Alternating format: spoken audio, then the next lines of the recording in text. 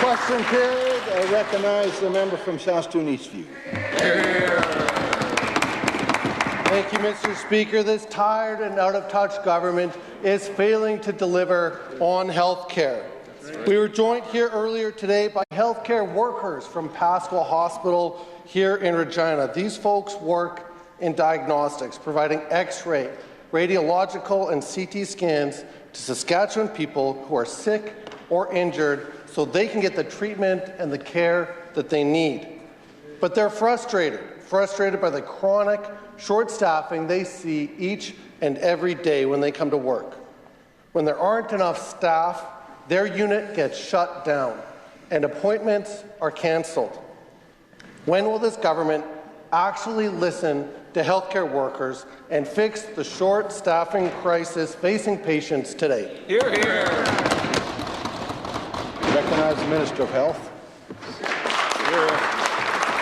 Thank you, Mr. Speaker. And I want to begin by thanking the medical radiation technologists at the Pascal Hospital and all across Regina and across our province who are providing this very valuable service for patients right across Saskatchewan, Mr. Speaker. And our government, as I've said previously, is very committed to doing what needs to be done to recruit, train, incentivize, and retain healthcare workers, and that includes medical radiation technologists. And Mr. Speaker, I understand that there are some vacancies that need to be filled at the Pascal Hospital. As well, Mr. Speaker, my office has been in contact with the group that the member opposite is speaking of, and we're in the process of setting up a meeting for me to have a chance to sit down and meet with them directly to hear about their concerns, their ideas and solutions, and how we can proceed with taking those ideas from them and trying to implement those into those solutions into our healthcare system. Thank you, Mr. Speaker.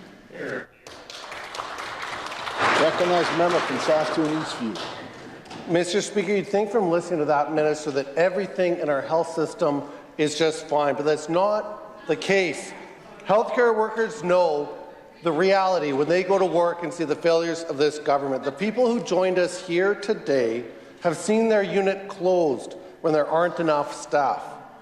With many open vacancies, unfilled positions, and staff burning out, that's at risk of happening again this winter. If just one or two of these staff at the Pascal Hospital catch a flu or call in sick, the whole system will collapse at the Pascal. How is this acceptable to that minister? How has he allowed our healthcare system to become so overwhelmed and so understaffed? Recognize the Minister of Health. Thank you, Mr. Speaker. There is a strategy in place to address this and many other issues that we have when it comes to staffing, Mr. Speaker. It's my understanding that there are 6 medical radiation technologists at the Pascal Hospital that work with the CT machine at that particular facility. It's my understanding that there are currently 2 vacancies posted by the SHA that are open to applicants, and a 3rd vacancy for maternity leave has been posted, and they're actually in the process of interviewing applicants to fill that maternity leave position. And again, the SHA, in conjunction with the new Saskatchewan Health Recruitment Agency, are using these tools and all tools available to them to recruit, to fill the vacancies, both whether they're permanent vacancies or whether they're maternity leave vacancies, and making sure that we have the appropriate combination, the appropriate mix of staff to be able to ensure that we maintain services at Pascal Hospital. Thank you, Mr. Speaker. Recognize a member from Saskatoon Eastview. Mr. Speaker, that minister would know if you listen to healthcare workers that his actions have not been appropriate to meet the challenges in our system. This tired and out-of-touch government is failing right across the board when it comes to diagnostics. We learned last week that it's taking 6 months to get booked for a mammogram in Saskatoon, and the government's own website shows that 1,544 people have already waited more than 90 days for MRI and CT scans in this province. What does the minister say to those 1,544 people waiting for a scan because this government has allowed short staffing to become the norm in Saskatchewan? Recognize the Minister of Health. Thank you, Mr. Speaker. This has been a very major priority for us as government. I have met over the past number of weeks with women from across Saskatchewan who have expressed their concerns about, frankly, unacceptable wait times for breast cancer biopsies and diagnostics. Mr. Speaker, at 1:30 this afternoon, the government issued a press release that we are procuring 1,000 scans through a private provider, publicly funded, in Calgary to eliminate the 300-plus wait list that we have for people that are waiting for breast cancer biopsies. Mr. Speaker, this is an urgent and an immediate action to provide this option for women to travel to Calgary immediately. They'll be contacted by the Regina Breast Assessment Centre to be offered the opportunity to have those diagnostics done quickly, Mr. Speaker, while the government continues to work to fill the specialized radiology vacancies that we have, Mr. Speaker. That's action that's being taken, and that is benefiting women across this province, Mr. Speaker. Hear, hear. Recognize the member from Saskatoon Eastview. Mr. Speaker, this minister should remember when his government shipped Saskatchewan residents across the country during COVID, it wasn't a sign of their success, it was a sign of their failure. And the fact that they're doing that again to Saskatchewan people is not a sign that they've managed our health system well, it's a sign of their failures. Right. Mr. Speaker, without staff at the Pascal Hospital, those 1,500 patients can't get their MRI and CT scans. That means they get a delayed diagnosis and they get delayed treatment as a result. All of this impacts patient care. When will the Sask Party accept any responsibility for the state of diagnostic care today? And when will they work with healthcare workers to solve these long-standing issues in our province? Recognize the Minister of Health. Thank you, Mr. Speaker. I think the term that the member opposite used was shipped out of province. Is that what he's implying for the women that are facing breast cancer? Is that what he's implying, that they are being shipped out to Calgary? What would they rather do? What would the members opposite rather do? Would they rather have these women wait? Is that what they would rather do? When this was identified, Mr. Speaker, I had instructed and asked our officials that we look at all options on the table, look at absolutely every option to be able to provide breast cancer biopsies and diagnosis for women facing breast cancer, look at every option. This was an option that became available to us, Mr. Speaker. And I think the women of this province who are struggling and faced with the fear of breast cancer will appreciate this option to be able to get the care they need as quickly as they can and not be opposed by the members opposite who are opposed to this for who knows what reason, because this, Mr. Speaker, is the right thing to do. Recognize the member from Saskatoon Eastview. Mr. Speaker, that minister should know that every available option would mean listening to Saskatchewan women, listening to Saskatchewan healthcare workers to provide the care where they need it, when they need it, and he's brilliant at that. These problems are not just limited to diagnostics at the Pascal Hospital. These short staffing issues are widespread across the healthcare system. Nurses protested outside St. Paul's Hospital just this week because of chronic short staffing. And earlier this morning, Sun President Tracy Zambori told the media that Victoria Hospital in Prince Albert is 112% capacity and the OR is closed. Wow. Chronic short staffing is the norm throughout our healthcare system under that minister's watch. Right. Will the minister finally admit that his health human resource plan is not working? Hear, hear. Recognize the Minister of Health. Thank you, Mr. Speaker. We have been listening to frontline healthcare providers. The SHA has been listening to frontline healthcare providers. I'm told by the CEO of the SHA they had a 3-hour meeting with nurses at St. Paul's Hospital on November 22nd. We sat down, met with frontline healthcare providers, provided some solutions which the SHA is now implementing, Mr. Speaker. Here's what's happening in this province, Mr. Speaker.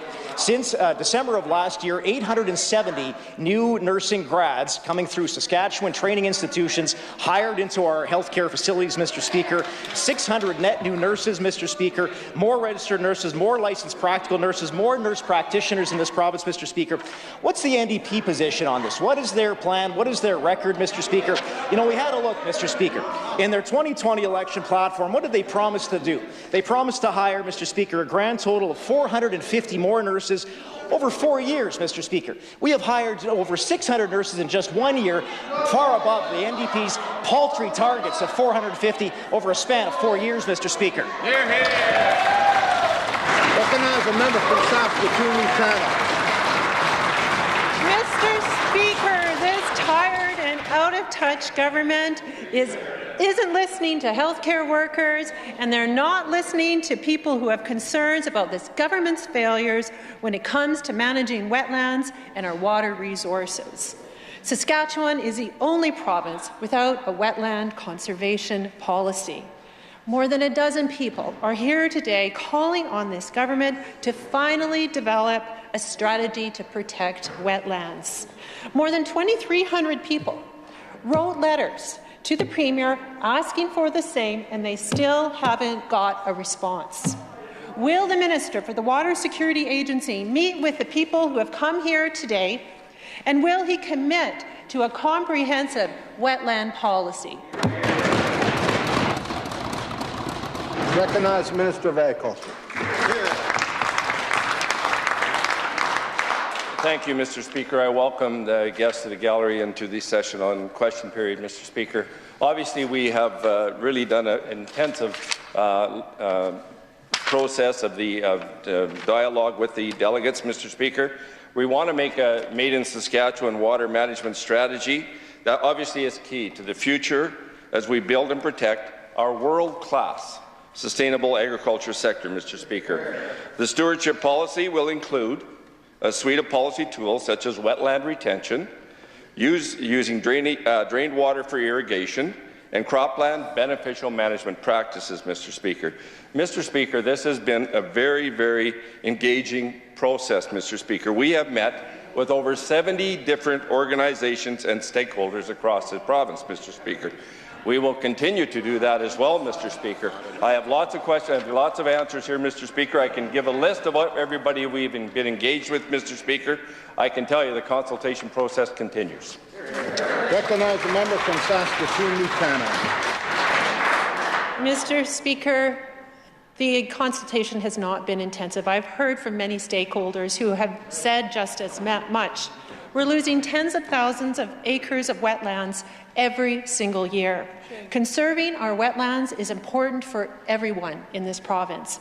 It's important for the environment, yes, but it's so much more.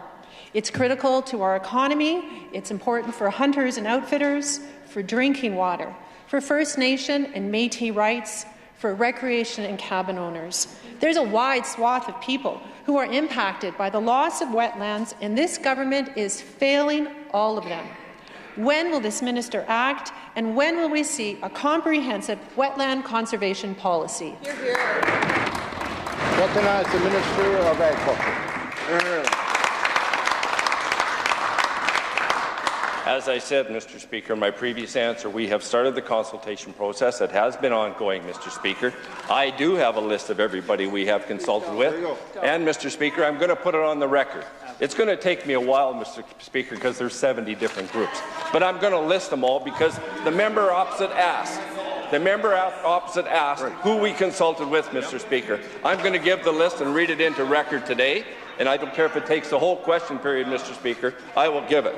The Saskatchewan Winter Cereals Development Commission, Saskatchewan Chamber of Commerce Water Council, the Provincial Association of Resort Communities of Saskatchewan, the Saskatchewan Provincial Parks Owners Association, the Prairie Water Global Institute for Water Security, University of Saskatchewan, Mr. Speaker, Prairie Adaptation Research Collaborative, University of Regina, the Saskatchewan Graduate School of Public Policy, the Saskatchewan Mustard Development Commission, Saskatchewan Forage Council, Saskatchewan Sea Growers.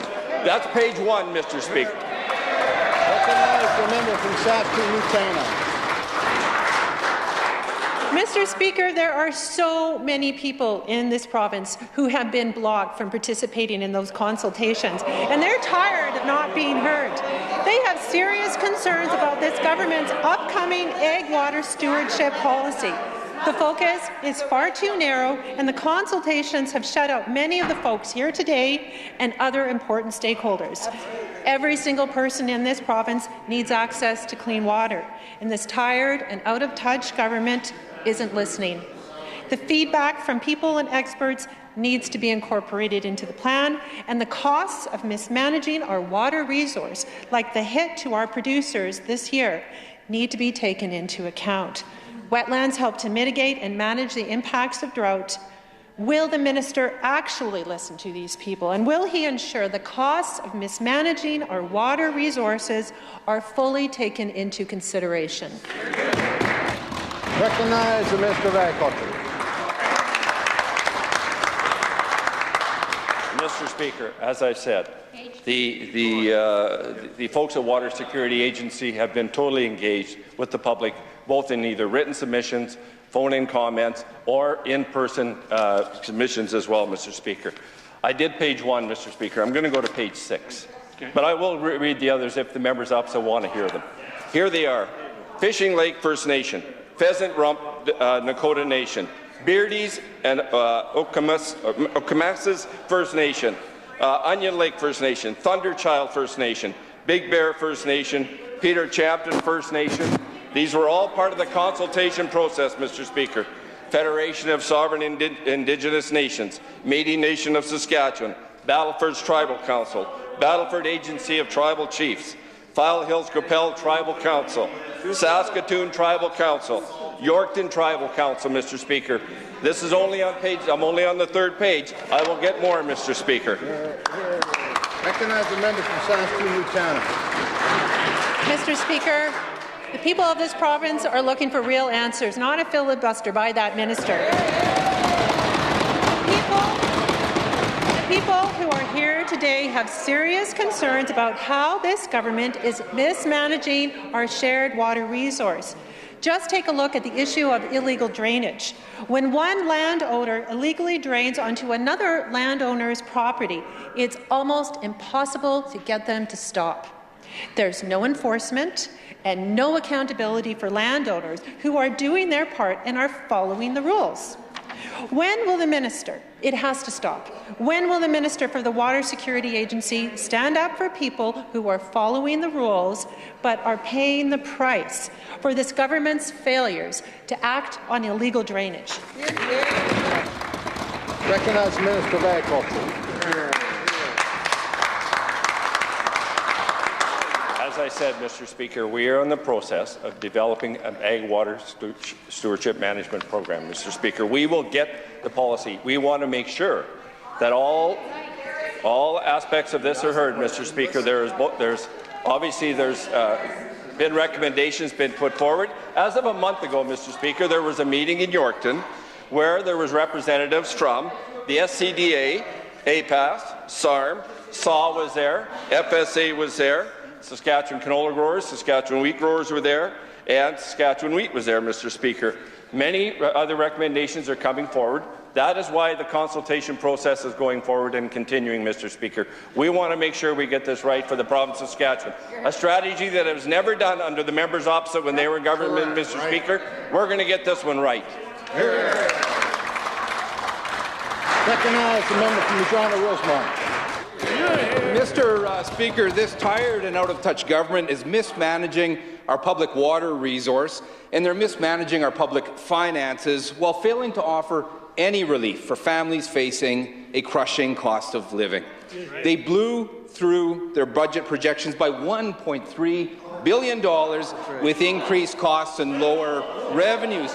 But none of that is going to help Saskatchewan families dealing with the cost of living and all the added costs brought to them by this government by way of bills and taxes. How is it that this government still isn't offering an ounce of cost of living relief for families barely getting by? Recognize the Minister of Finance. Mr. Speaker, the member opposite's question speaks volumes to the fact that the NDP have no plan, and it is very disappointing, so disappointing, that they think that spending $850 million to support our agriculture producers is blowing our money. It is so disappointing that they say spending $80 million to combat wildfires is blowing our money. It's so disappointing that they say spending $40 million of additional supports in the classrooms is blowing our money.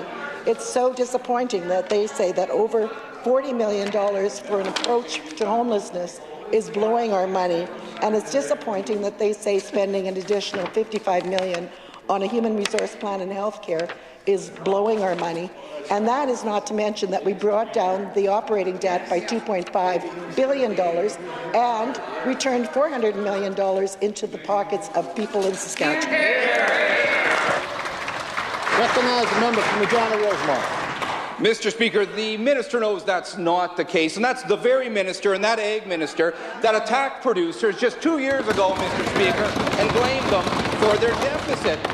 But families are breaking the bank to fill the tank, and they deserve some cost of living relief.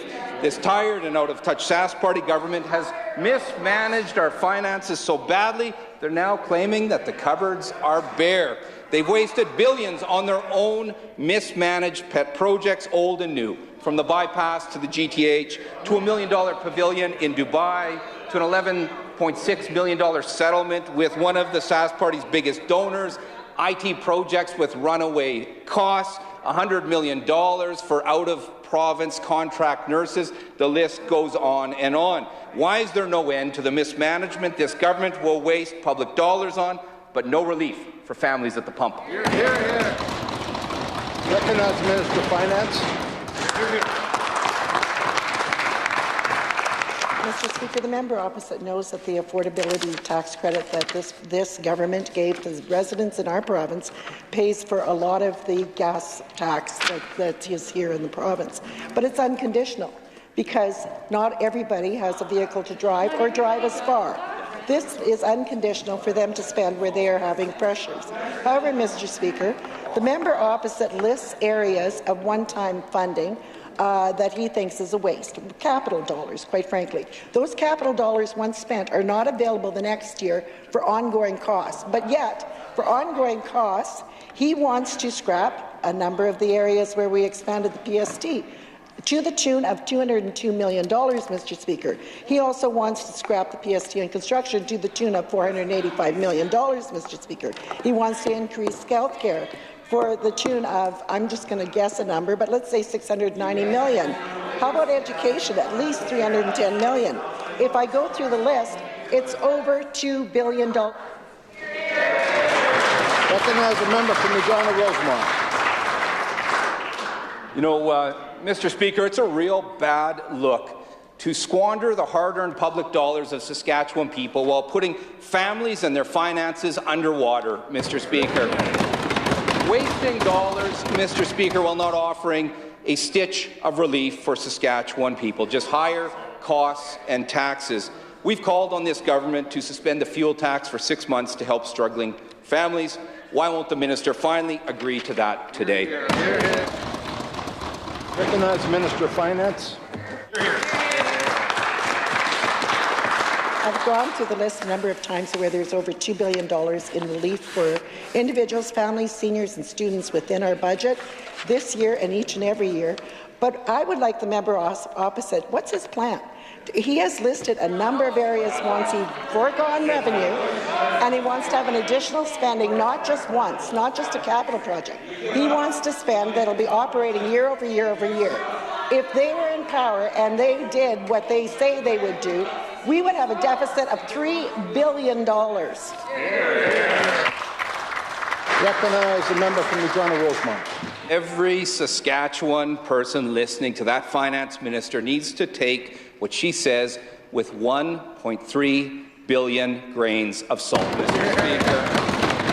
To the finance minister, why won't she cut the spin? Why won't she cut the waste and finally deliver some cost of living relief to cut the cost for families across Saskatchewan? Recognize the Minister of Finance. Every person listening to that finance critic should be very, very worried if they ever form power, and they will not, Mr. Speaker, because they have no plan. They make a lot of promises, they have a lot of criticism with no idea of how they're going to pay for all their promises. They would break this province, and it would be an interest rates for ongoing for our children in the next generation, just like what the federal government is doing. Mr. Speaker, they would be no different than the irresponsible spending of the federal government. Recognize the member from Regina Elphinstone Centre. Thanks, Mr. Speaker. On Monday, we were joined by seniors from the High Park Tower in Moose Jaw who want action on the unacceptable state of their social housing. They don't feel safe in their own home. They feel like they're living in, quote, a prison. They found feces and used needles in the common areas, all in a home that's supposed to provide safe and affordable housing for seniors. You know, Mr. Speaker, the situation has now gotten national attention, and it's completely unacceptable, and it's certainly not unique to Moose Jaw. The minister said he would look into the matter. What has he found, and what steps will he take to make things right for these seniors? Hear, hear. Recognize the Minister of Social Services. In terms of the seniors housing portfolio, we work very hard to ensure that we have a safe place to stay for individuals who are 55 years age and older, Mr. Speaker. In certain instances, there will be folks who have a disability that need access to buildings, but we want to ensure, and we rely on local housing authorities to ensure that people are able to live compatibly within those areas. We looked at potentially having some security available in that particular building and in that area of Moose Jaw and ensure people are safe. Here, here.